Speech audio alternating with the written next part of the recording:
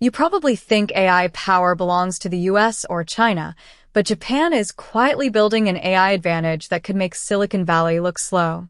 Their secret? Rare earth control and manufacturing dominance. Japan controls 70% of the world's supply of rare earth elements used in AI chips, and they're not selling them.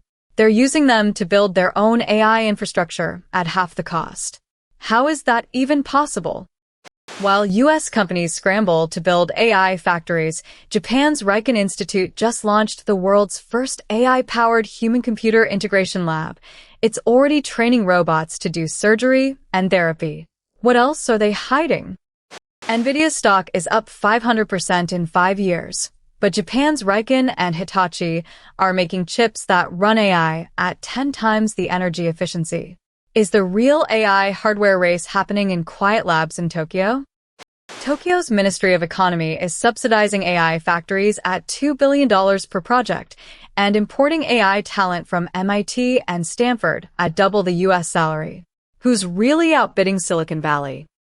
Meanwhile, the US is building AI clusters, but Japan is embedding AI into every factory floor. Their robotics sector is already 25% larger than America's, and they're using AI to fix it. Tesla lost $3 billion in Q1, but Japan's automotive giants hit $20 billion in AI-powered vehicle revenue.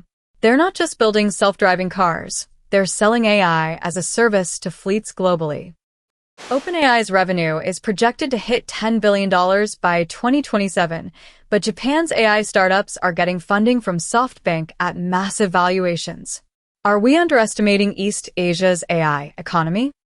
The real shift isn't in AI labs. It's in manufacturing.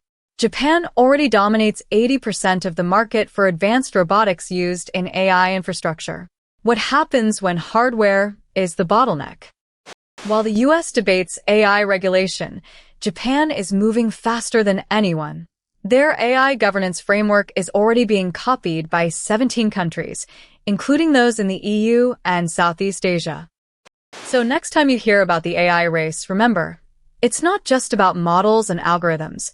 It's about who controls the hardware, the rare earths, and the factories. Japan is betting big, and they might just be winning.